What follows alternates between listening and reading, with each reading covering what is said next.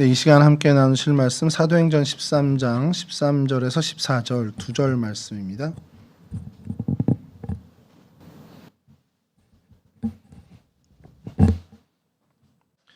사도행전 13장 13절에서 14절 말씀 저랑 한 목소리로 함께 봉독하겠습니다.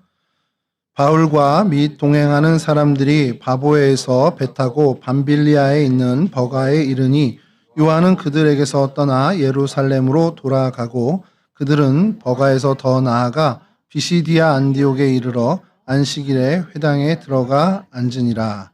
아멘. 예, 오늘 저희가 살펴볼 성경의 장소는 버가라는 곳입니다. 성경에는 딱 두 번 등장해요. 사도행전 13장과 14장 이 두 곳에서만 등장을 하는데 뭐 그렇게 크게 주목받지 못하는 동네이고 또 성경에서 그렇게 큰 비중 있게 다루지 않는 장소인데 저희에게 좀 의미 있는 일이 하나 벌어진 것이 바로 마가가 이곳에서 선교를 포기하고 돌아가는 일이 있었습니다. 그래서 이곳을 좀 저희가 오늘 살펴보려고 하는데요. 이 버가라는 곳은 이제 헬라어로는 페르게라고 발음을 합니다. 그래서 한글 성경으로 이렇게 옮겨 적을 때 한자어에 익숙하다 보니까 이제 버가 이렇게 옮겨 적게 됐는데 이들 원래 성경의 언어는 페르게 뭐 이렇게 하고 또 현재 지금 터키에서는 튀르키예에서는 파르하라고 발음하기도 합니다. 뜻은 높은 곳 혹은 요새화된 곳이라는 뜻을 갖고 있고요. 그러니까 어떻게 보면 강 근처에 조금 이제 견고한 도시들을 이 페르게라고 부르는 게 여기만 그런 게 아니고 버가모라고 여러분 혹시 저희 성경에서 들어보셨잖아요. 그것도 이제 같은 차원에서 요새화된 그런 동네를 버가모 이렇게 부르게 된. 사실 그쪽도 이제 구글 지도에 찾으면 페르게 고대 유적 도시라고 나오긴 합니다. 그래서 이곳이 어디인지 일단 좀 지도를 처음 보여드리면 첫 번째 지도입니다. 예, 이제 우리 너무 익숙한 이제 지도일 텐데요. 이게 이스라엘 팔레스틴 지역이고 그 다음에 이 키프로스 저희 잘 알고 있는 이제 저희가 구브로라고 하는 그 키프로스고 여기에 바보 오늘 본문에 등장한 파포스에서 이 배를 타고 들어오는 거죠. 이 지역이 이제 밤빌리아라는 성경에서는 밤빌리아라는 곳인데 이렇게 이제 빨간 점선을 친 것이 현재 튀르키예의 안탈리아 주입니다. 이 안탈리아 주가 고대의 밤빌리아입니다. 그래서 여기가 이제 밤빌리아고 그 밤빌리아 안에서 가장 번성했던 도시가 바로 페르케, 그러니까 오늘을 이해하는 버가입니다. 그래서 위치는 한 이 정도 되고요. 다음 지도를 좀 보여주시면, 예, 이쪽이 참 대단한 땅인 것 같은 것이, 여기가 이제 밤빌리아, 그 성경의 밤빌리아 이제 주고, 여기가 여기 써 있진 않죠. 여기 이제 버가, 여기가 버가고, 그 옆이 현재의 안달리아라는 도시입니다. 그래서 요 정도 위치에 되어 있고요. 여기 이제 항구 지역입니다. 그래서 그 옆으로 가면 더베라는 우리 성경에 더베 도시가 있고 루스드라도 있고요. 그다음에 이고니안도 있습니다. 그리고 여기가 이제 오늘 본문에 또 등장한 비시디아 안디옥입니다. 그러니까 여기서 이제 다 오늘 본문에선 바보에서 파포스에서 배를 타고 버가에 들어와서 버가에 있다가 마가는 돌아가고 여기 비시디아 안디옥의 회당에 이르게 되는 것이 오늘 두 절에 읽었던 짧은 구간인데 요 사이에 좀 중요한 것이 이쪽에 큰 산맥이 있습니다. 좀 이따 좀 다시 말씀드릴 요 산맥이 있고, 그다음에 지금은 악수라는 강 이름이 이제 바뀌어서 악수강이라는 곳이 이렇게 흐르고 있는데, 뭐 비옥한 땅이기도 한데, 그 강도 사실은 좀 뭐라고 그러죠? 위험한 좀 강의 모습을 갖고 있는 그런 강이 있고, 여기가 토로스 이제 산맥이라고 현지에서는 지금 토로스 산맥이라고 하는데 우리 성경에서는 뭐 타우루스 산맥 성경에서 등장을 하진 않지만 이제 성경 시대에는 이제 타우루스 산맥이라고 하는 그 큰 높은 산맥이 있었습니다. 이 산맥을 이제 가서 비시디아 안디옥으로 가야 되기 때문에 마가가 아마 그것 때문에 돌아갔다라는 이제 성경학자들의 이야기도 있습니다. 그래서 요 근처에 거의 다 이제 그 사도 바울의 그 선교지나 아니면 그 소아시아 7개 교회가 다 이 지역에 같이 오밀조밀 모여 있습니다. 뭐 라오디게아도 여기 있고요. 그다음에 사대교회, 또 두아디라 교회 또 자리죠. 그리고 성경의 버가모인 이곳, 그다음에 서머나 그리고 에베소 이 인근에 이제 다 그런 초대교회에 어떤 선교지들이 몰려 있는 것을 저희가 지금 보게 됩니다. 그래서 좀 더 확대된 도시 지도를 보여드리면 다음 지도 보여주시면 이렇게 이게 밤빌리아 빨간 선이 범위가 밤빌리아 주고 현재 안달리아라는 도시가 여기 있습니다. 실제로 요거는 이제 안달리아 주의 표시로 그냥 해놓은 거고요. 그다음에 요 옆에 아주 가까이에 페르게 고대 도시라고 있는데 이것은 현재 사람이 살지는 않습니다.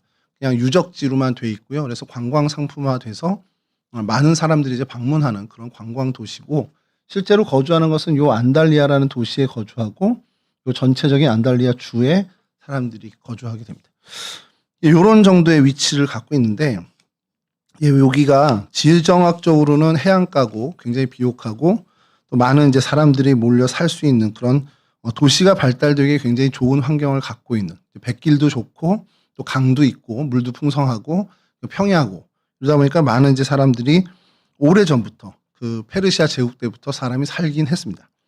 근데 이제 본격적으로 도시화가 된 것은 이 페르시아와 이 아테네 그리스와의 이제 전쟁이 있었는데 그 트로이 전쟁 그 이후 그 전쟁과 그 이후에 여기 이제 헬라와 문화가 되면서 도시가 형성이 되기 시작하고 알렉산더 왕 때에는 이 지역이 이 튀르키예 전체의 헬레니즘의 중심지로 거듭나게 됩니다. 그리고 실제적으로 어떤 그 큰 정말 주목받게 되고 거대 도시로 이제 형성하게 된 것은 로마 시대에 와서 이곳이 굉장히 이제 중심지로 자리매김을 하게 돼요. 근데 하나 독특한 것은 이 도시의 이제 유적들이나 이런 모든 것들을 본 고고학자들의 평가는 이것이 어떻게 보면 외형적으로는 로마 시대의 어떤 그런 문물을 다 받아들인 행정적으로나 정치적으로 로마 문화권이라고 볼 수 있는데 실제 이들의 삶은 로마보다는 훨씬 더 무속적이고 그러니까 어떤 굉장히 그냥 이방신과 우상이 많았던 혼합 종교적인 모습들이 훨씬 더 짙었던 곳으로 여기지고 있습니다.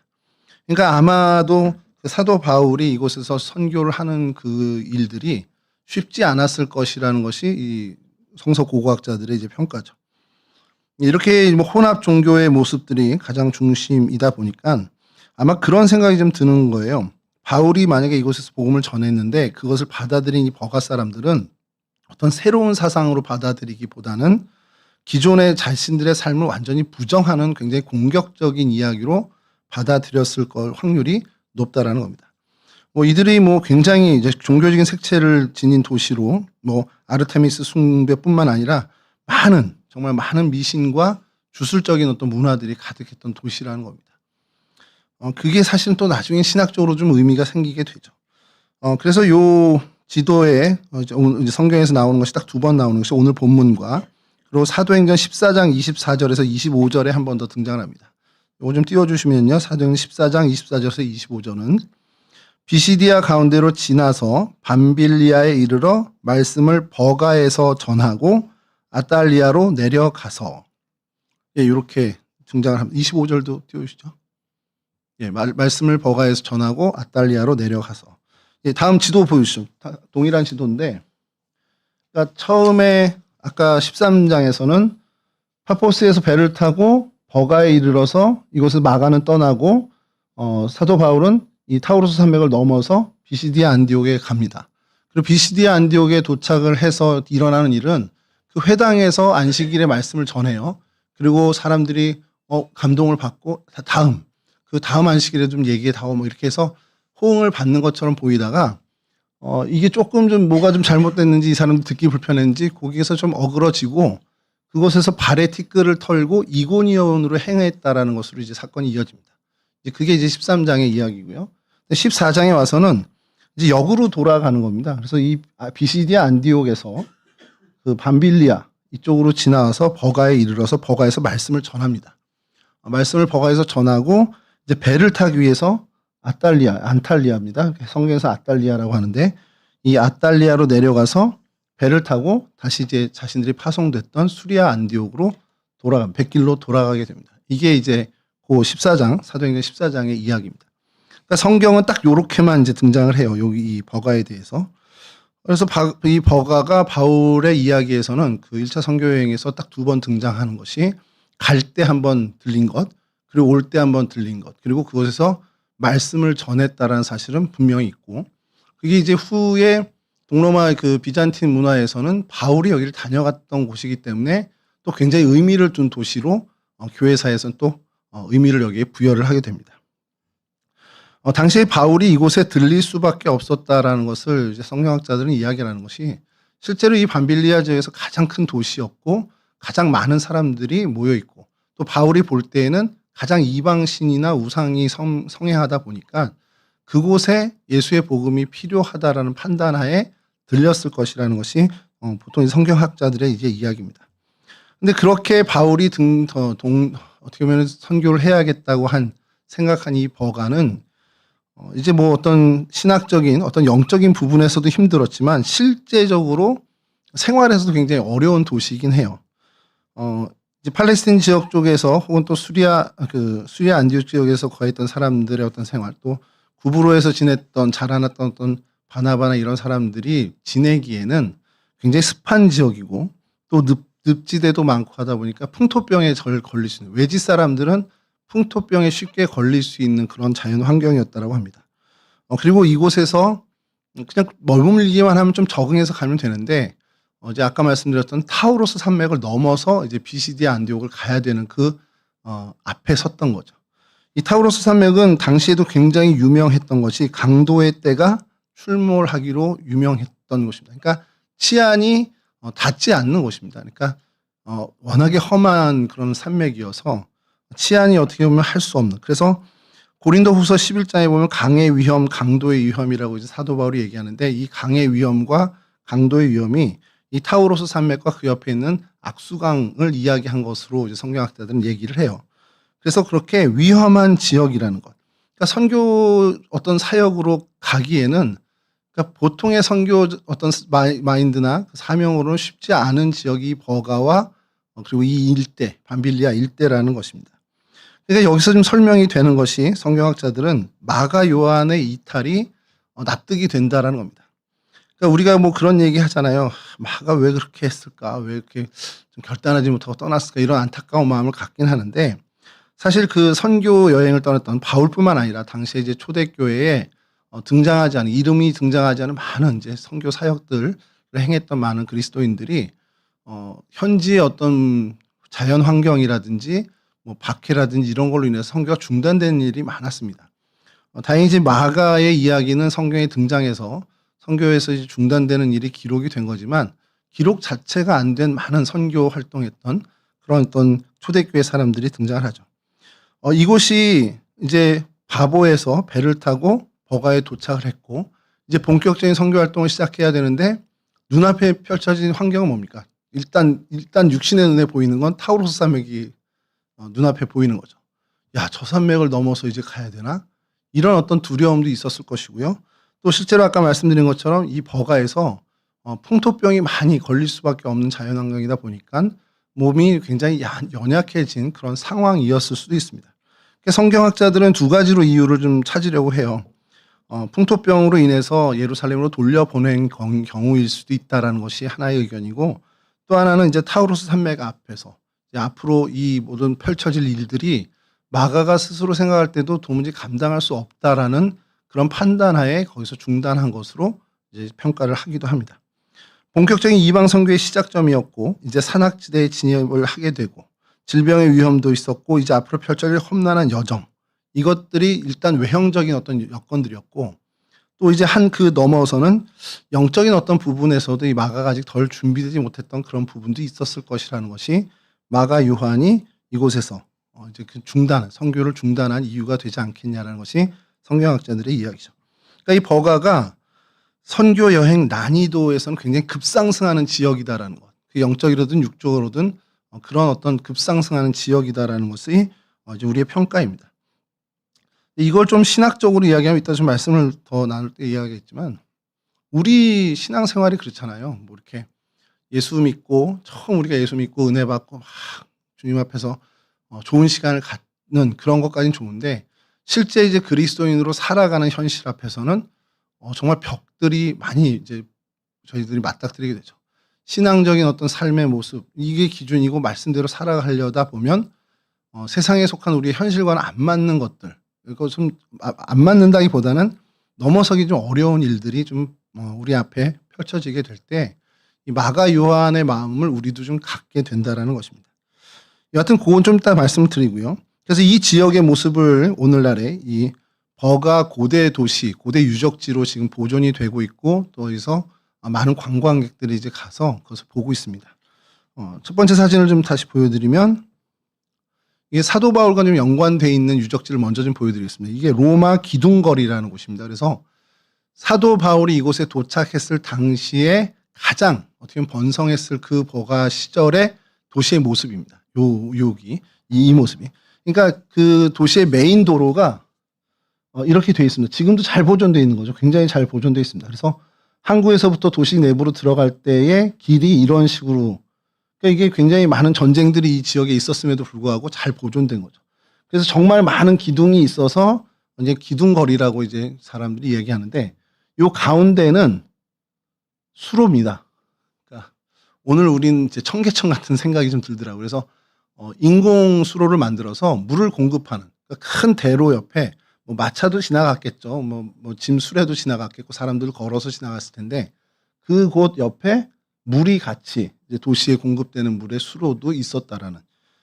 요걸 조금 더 가까이서 찍은 사진, 다음 사진 보여주시면 이렇게 거리고 수로로 이렇게 이어지게 됩니다. 그리고 저 끝에가 이제 성문의 큰 남쪽 문인데 이제 큰 문인데 요거 이제 헬라 성문이라고 이제 이름은 그렇게 붙였더라고요. 근데 요거 보시면 한 이제 좀 더 확대된 사진 보여주시면 다음 사진이 수로가 상당히 제대로 규모를 갖춘 수로입니다. 그래서 저쪽 남쪽에서부터 이렇게 올라오고 도시의 남쪽 문을 이제 통과하게 되는 거죠. 그래서 헬레니즘 성문이라는 성문인데 다음 사진 보여주시면 요거 이제 복원하는 장면도 하나 사진이 있어서 보였고요. 이렇게 원형으로 세워진 건데 이쪽은 이제 무너진 겁니다. 반은 무너져서 요 반쪽만 남아 있는 거고 맞은편은 이제 그것을 복원하고 있는 이스탄불 대학이 주도하에 복원 작업을 하고 있는 헬레니즘 성문이라는 것이죠. 그러니까 이거를 왜 좀 의미 있게 두냐면 바울이 그러니까 바보에서 배를 타고 버가에서 내렸으면 그래서 버가라는 도시로 들어가는 이 길밖에 없다라는 겁니다. 그러니까 당시에 이 문이 있었어요. 그러니까 헬레니즘 이 성문을 바울과 바나바가 분명히 통과했었을 거라는 것을 이제 성서 고고학자들이 이야기합니다. 그래서 좀 의미를 두더라고요. 그래서 이것을 다음 반대편에서 보면 다음 이렇게 되어 있습니다. 뭐 복원이 완료된 상태는 아닌 듯한데요. 그렇게 해서 요 남쪽 성문, 성의 여러 문 중에 이제 남쪽 성문인데 이렇게 요것을 통과해서 들어왔을 것으로 이제 보고 있습니다. 요거를 좀 멀리서 항공 사진으로 찍은 다음 사진 보여주시면 이 워터마크가 좀 있어서 전에도 말씀드렸지만 결제를 못해서 그냥 이렇게 유료로 하면은 12달러인가를 해야 되는데 좀 비싸더라고요. 그래서 그거까지는 좀 어려워서 그냥 캡처를 해야 하는데 요게 그 헬레니즘 성문입니다. 여기 헬레니즘 성문이고 여기가 이제 의미가 있는 것이 이게 버가의 아고라 광장입니다. 요것이 버가에 있는 아고라 광장 중에 가장 규모가 크고 성서학자들은 바울이 많은 사람들이 있는 곳에서 보통의 감히 이제 회당이 있는 곳에서 설교를 했을 텐데 이곳에 회당이 없었으니까 아마 이곳에서 말씀을 전하지 않았겠냐. 근데 이게 굉장히 원형으로 잘 보존되어 있습니다. 그러니까 이곳에 분명히 바울의 발자취가 닿은 곳이다라고 학자들은 이야기하죠. 그래서 옆에 측면에서 본 사진을 한 장 더 보여드리면 다음 사진 보여주시면 저기가 헬레니즘 성문이고요. 헬레니즘 성문 이게 들어오는 성문이고 그 들어오는 입구에 바로 이렇게 아고라 광장이 있습니다. 이 기둥들은 일부는 원래 원형이고 일부는 그러니까 어떻게 보면 복원을 한 기둥이라고 합니다. 그래서 뭘 받치고 있는 기둥은 아닙니다. 이 로마 양식이 저도 좀 이해가 안 되는데 뭔가 길에 기둥들이 세워진 것이 무슨 깃발을 세운 것도 아니고 그냥 정말 기둥만 있습니다. 이렇게 뭔가를 떠받치는 건 아니고요. 그런 모습을 좀 가지고 있습니다. 이런 모습을 좀 보여주고 있고요. 그리고 이제 바울과 좀 연관된 이 지역의 독특한 것이 하나가 있는데 다음 사진 보여주시면 이게 세인트 폴 트레일입니다. 그러니까 순례길이에요. 순례길인데 여기가 안달리아에서 출발. 그러니까 요쪽이 사실은 그 고대 유적지고요. 근데 이제 거기는 이제 사람이 사는 건 아니니까 도로는 요쪽 안달리아 외곽에 이제 도로가 있습니다. 그래서 이 도로를 출발해서 이 타우로스 산맥을 넘어서 이 호수를 지나서 비시디아 안디오까지 가는 이 길이 순례길로 이제 개발이 된 겁니다. 우리나라의 그 올레길 개발되듯이 둘레길 개발되듯이 개발이 돼서 이곳에 많은 관광객들이 갑니다. 산티아고 정도는 안 되죠. 분명히 그 정도의 규모는 아닌데 바울의 순례길이라고 해서 트리키에서는 이게 굉장히 좀 유명한가 보더라고요. 그래서 여기 찾아보니까 정말 많은 사람들이 자기 블로그에 이걸 올렸어요. 그래서 한 3-4명 거를 이제 좀 뒤적뒤적 했는데 요 분께 조금 더 괜찮고 지도까지 돼 있어서 요 분 거를 조금 그래서 길이 이제 처음에 이 빨간 길이 원래 도로였는데 경관이 좋다 보니까 이 파란 쪽 길도 이제 또 개발을 한 겁니다. 아마 지금은 3개 정도의 길이 또 있다고 하는데 그 나머지 3번째 길은 제가 찾지는 못했는데 그래서 출발점이 좀 다른 그리고 역으로도 올 수 있습니다. 그 비시디아 안디옥에서 이 그러니까 바울이 이쪽으로도 지나가고 저쪽에서 오기도 했으니까 어느 쪽으로 가도 바울의 순례길이 된다라고 해서 이쪽으로 가는 이제 안디옥 쪽으로 가기도 하고 안디옥에서 버가 쪽으로 오기도 하는 그 길이 돼 있습니다. 사진을 보면 이 호수에 제일 가까이 있는 산에서 이게 타우로스 산맥입니다. 이거를 넘어야 되는 거예요. 그러니까 산이 뭐 이렇게 만만한 산은 아닌 것 같아요. 제가 사진으로만 봐도요. 그래서 이런 사진이 있고 요 분입니다. 요 분이 한국인은 아니고요. 요 이제 독일 사람이더라고요. 독일 분이 이걸 이제 찍어서 올렸는데 그리고 다음 사진 보여주시면 산 아래쪽에 이제 이게 악수강이라는 곳입니다. 다음 사진 보여주시면 이제 저 타우로스 산맥을 넘기 위해서 이제 걸어가는 길. 저걸 넘는 거예요. 사도 바울과 마가가 저걸 넘어야 되니까 저는 이제 확신을 하는 것이 저는 안 갑니다. 평생 못 갑니다. 넘어가다 아마 그 하늘나라를 먼저 가지 않을까 싶어서 못 갈 것 같고 그러니까 이 사진을 보니까 제가 조금 이해가 되는 게 마가가 돌아갔을 수도 있겠구나 그런 생각이 좀 들더라고요. 예, 그리고 또 하나 이제 바울과 좀 연관이 된 것은 비잔틴 동로마 시대에 다음 사진 보여주시면 바울이 이곳에 분명히 방문했다라는 것을 성경에 있는 사실이니까 이 비잔틴 동로마 교회 이제 동방교회죠. 동방교회에서 이곳에 바울을 기념해서 비잔틴 대성당을 지어요. 그리고 그 성당은 이제 나중에 다 전쟁으로 해서 무너졌는데 그 터가 남아 있는 것이 바로 이곳입니다. 그래서 뭐 규모를 저는 이걸 보고도 모르겠는데 이게 뭐 이 정도 규모면 어느 정도인가 저는 모르는데 이제 고고학자들은 딱 보면 나오나 봐요. 그래서 이곳이 이제 튀르키예에 있는 상당히 큰 성당들에 견주었을 때 이제 대성당이라고 붙일 만큼의 규모의 예배당이었다라고 얘기를 합니다. 그래서 요 정도가 이제 터가 남아 있는데 특별히 큰 그런 유적은 없는데 이제 안내판 정도 이렇게 있는 정도입니다. 여기까지가 이제 바울과 좀 연관 있는 유적들의 모습이고요. 바울과는 특별하게 이제 연관은 없지만 바울이 이곳에 거쳤을 당시 있었던 시설들, 그 시설들이 잘 보존된 곳이 있는데 다음 사진 보여주시면 이제 일단 로마 경기장입니다. 로마는 그 문화가 뭐 경기장을 뭐 어디든 짓죠. 어디 로마의 도시가 발달되면 경기장과 극장은 항상 짓습니다. 그리고 거기에 더불어서 제우스 신전이라든지 아폴로 신전들 짓긴 하는데 뭐 신전들은 잘 모르겠습니다만 이 경기장과 극장은 원형이 그래도 잘 보존되는 경우가 참 많아요. 로마 문화에. 그래서 여기도 경기장이 굉장히 잘 보존된 형태로 남아 있고요. 또 하나가 극장이 또 잘 보존되어 있습니다. 다음 보여주시면 예, 원형 극장입니다. 이게 잘 지었다는 생각을 하고서 사진을 계속 찾다 보니까 이제 그 발굴팀이죠. 이스탄불 대학의 발굴팀이 요것을 이제 평면도를 만든 게 있어요. 그래서 다음 사진 보시면 예, 이렇게 했습니다. 잘 이제 섬세하게 잘 했죠. 이렇게 뭐 치수도 나오고 다 이렇게 옆면에서 이렇게 올라가는 것들도 했는데 수용 인원이 몇 명 정도 될 것 같습니까? 그래서 이게 한 3,000명 들어가나 처음에 그랬는데 15,000명을 수용합니다. 그래서 처음에 15,000명 그러면 제가 이제는 이제 많이 봤으니까 이제 규모를 알겠는데 여러분들에게 15,000명이면 어떻게 얘기를 해야 될까 하는데 제가 이제 생각이 거기밖에 안 가니까 야구장이랑 자꾸 이렇게 얘기를 하면 고척돔이 16,000명 들어갑니다. 이렇게 그 고척에 있는 스카이돔이 16,000명 들어가고 제가 좋아하는 하나 이글스의 홈구장인 한화생명 볼파크가 13,000명 들어갑니다. 딱 그 사이 정도 되는 거죠. 그러니까 우리나라 프로야구의 이제 지방 도시 정도에 있는 야구장 수용 인원은 충분히 되는 정도의 수용 인원이 되는 거고, 뭐 잠실은 25,000명이니까 그보다 훨씬 좀 작죠. 그 정도 규모입니다. 그러니까 여러분 2000년 전에 이 정도의 수용을 했다라는 건 뭘 얘기를 하냐면 이 도시의 인구가 어느 정도였는지를 가늠한다라는 겁니다. 이게 굉장히 큰 도시였다라는 거예요. 그리고 그곳에서 사도 바울이 복음을 전했을 것이라는 것, 그것을 이야기하고요. 그래서 요 다음 사진 보시면 이 지역 전체, 이 버가 전체 유적지의 안내도를 뭐 이게 ABCD 쭉 해서 A-뭐 C1, C2 이렇게 쫙 이제 안내도가 있는데 그 옆에 글이 있어서 이게 뭐지 했더니 역사를 이제 이 버가 도시의 역사를 좀 해놓은 건데, 그래서 처음에 이게 야 되게 길게 해놨다 그랬는데 가만히 보니까 저 맨 위는 터키어고요, 가운데는 영어고 여기 이제 독일어입니다. 그래서 요렇게 이제 세 언어로 이제 해놓은 거라 내용은 그래요. 이제 밤빌리아 지역의 핵심 도시인 버가라는 것이 나오고 아크로폴리스라는 유적에서 이곳이 이제 등장해서 발견이 됐다.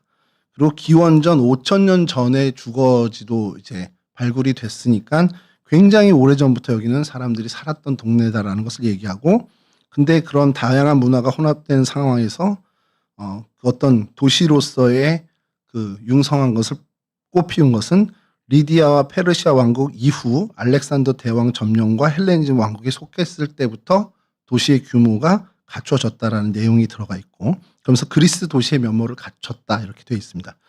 그리고 로마 제국이 가져다준 평화, 그러니까 팍스 로마 속에서 비약적인 발전을 하게 됐는데, 이제 여기 유적지에서 발견되는 거의 모든 유적이 바로 그 로마 시대의 것이다. 그리고 1946년부터 지금까지 이스탄불 대학교가 발굴과 복원에 주도하고 헌신을 해 주었다. 그리고 많은 부조물과 조각상이 현재 안탈리아 박물관에 전시되어 있다. 그런 내용이 들어 있습니다. 뭐 제가 번역한 건 아니고요. 구글이 잘 번역을 해줍니다. 그래서 이제 안탈리아 박물관에 옮겨져 있는 유물들이 다음 사진 보여주시면 일단 황제들의 조각상이 원형대로 그 발굴된 그 상태대로 박물관에 안치돼 이렇게 들어가 있습니다. 그 다음이 이 관입니다. 이제 돌로 만든 관인데 이쪽 면에는 춤추는 사람들이 조각되어 있고요. 반대편에도 이건 이제 다음 사진 보여주시면 춤추는 건 아닌데 많은 사람들이. 근데 이제 좀 저는 의아한 게 관을 이제 시신을 안치하는 관이잖아요. 그 관을 장식하는데 왜 춤추는 사람들하고 이런 사람들을 해놨을까?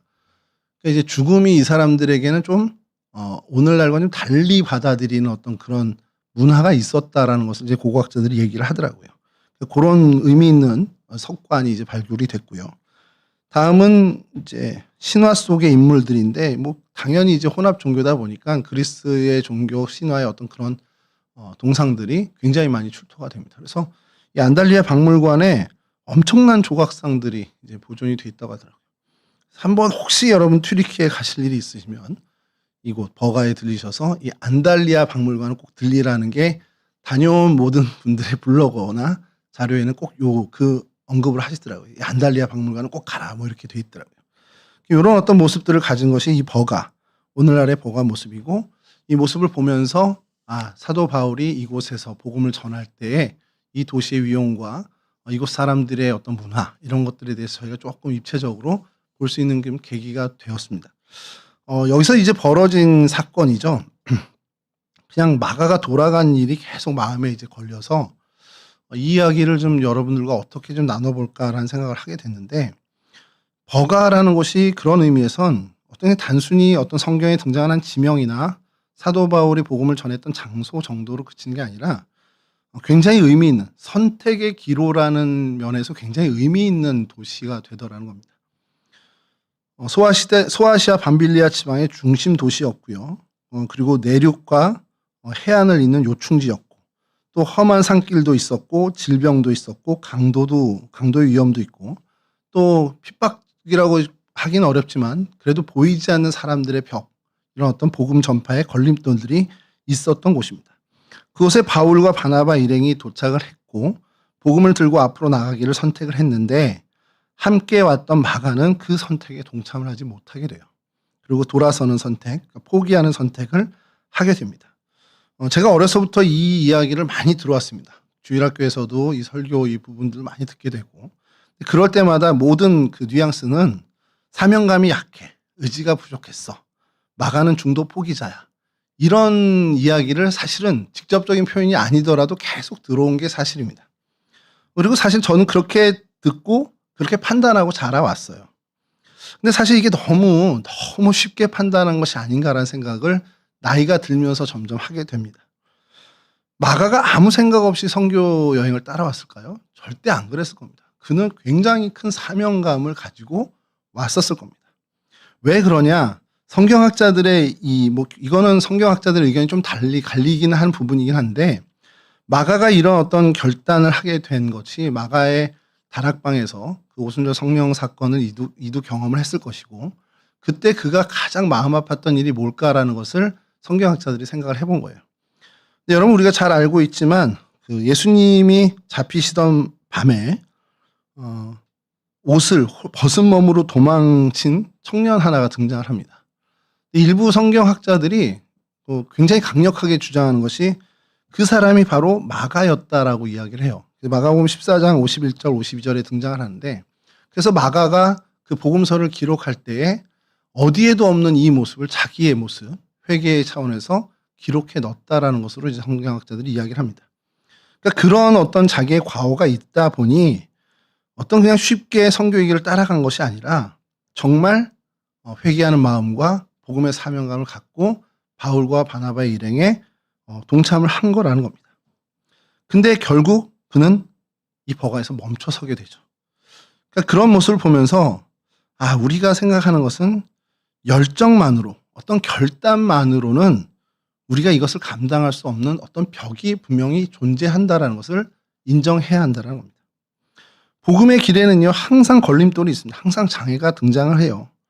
오늘날처럼 어떤 공식적인 박해가 없어도요, 이 복음을 전하거나 전도의 문이 막히는 일들은 우리가 늘 경험을 합니다. 그것이 우리 개인의 어떤 피곤함이나 지친 어떤 체력의 문제일 수도 있고요. 우리의 마음이 낙심되는 그런 경우도 있을 수 있고, 관계에서 일어나는 어떤 갈등, 그런 것으로 인해서도 우리가 막힐 수도 있습니다. 또 미래에 대한 두려움, 내가 이거에 너무 올인하면 내 미래는, 나의 노후는 어떡하지? 이런 두려움 때문에 선뜻 헌신하지 못하는 일도 있습니다. 그렇게 우리의 발목을 잡는 일은 여전히 지금 이 시대에도 있다는 것이죠. 문제는 장애가 있냐 없냐는 얘기할 게 없는 거예요. 2000년 전에도 장애가 있었고 지금도 장애는 늘 있습니다. 그 장애 앞에서 어떤 선택을 할 건가, 이게 중요한 핵심이라는 겁니다. 마가도 수없이 고민했을 거예요. 여기까지인가? 좀 더 가야 되나? 저 산맥, 타우로스 산맥 보는데 내가 저길 넘을 수 있을까? 과연 내가 이 길을 끝까지 갈 수 있을까? 이런 고민을 정말 수없이 했을 겁니다. 내면의 갈등은요, 어떻게 보면 외적인 박해보다 더 힘들 때가 있습니다. 밖에서 돌이 날라오면 그냥 맞거나 피하면 끝입니다만, 마음속에서 들려오는 이 두려움과 좌절은 도망갈 데가 없어요. 피할 길이 없습니다.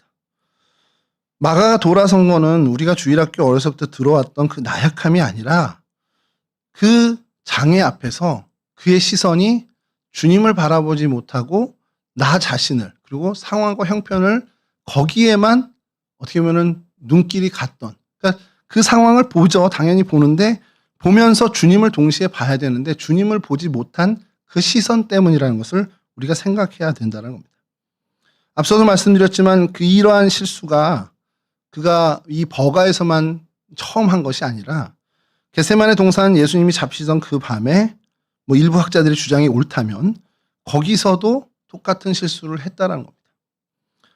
그때도 그는 예수를 따르던 사람이었습니다만 결정적인 그 위기의 순간에 예수님을 바라보지 못했어요.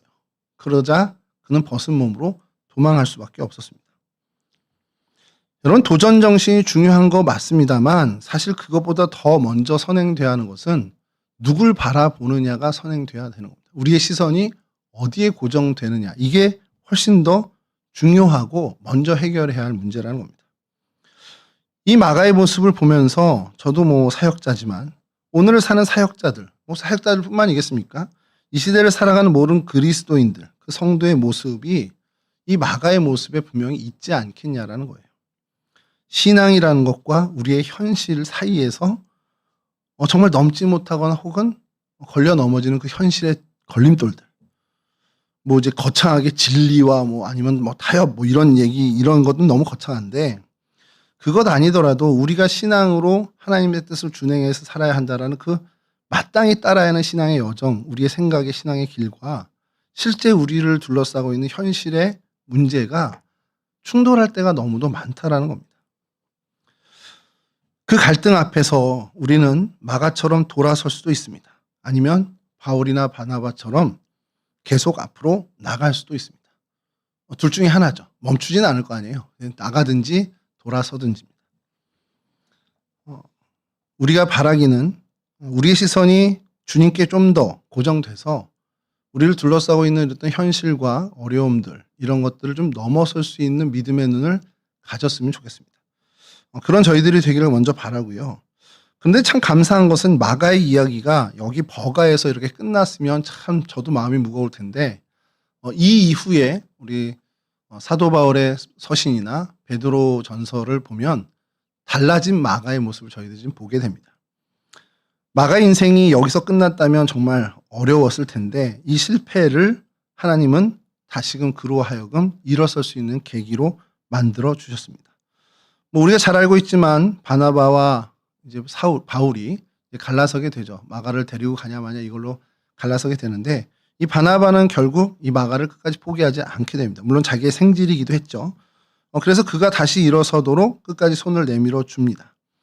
바울은 냉정해 보이긴 하지만 사실 거기에 지금 신경 쓸 겨를이 없는 거예요. 일단 빨리 복음이 전파돼야 하는 일이기 때문에 그는 그의 사명에 맞게 또 그의 길을 걸어간 겁니다. 그리고 이후에 마가는 베드로를 통해서 정말 신앙의 훈련을 잘 받게 됩니다. 베드로전서 5장 13절에 베드로는 마가를 향해 나의 아들이라고까지 칭할 정도로 마가는 이제 그리스도의 고난의 길을 잘 배운 참 제자의 모습을 갖추게 됩니다. 자기의 능력을 의지하던 그리고 또 세상과 현실을 바라보던 시선을 그리스도 예수께로 온전하게 돌릴 수 있는 그런 그리스도의 참 제자가 되었다는 것이죠. 그러면 바나바에게 또 베드로에게만 인정받았다 그러면 좀 반쪽이잖아요. 조금 그래도 사도 바울에게 이렇게 버가에서 있었던 일이면 사도 바울에게도 좀 인정받았으면 좋겠다 싶은데 디모데후서 4장 11절에 사도 바울이 마가를 향해서 나의 일에 유익한 자라고 평가를 합니다.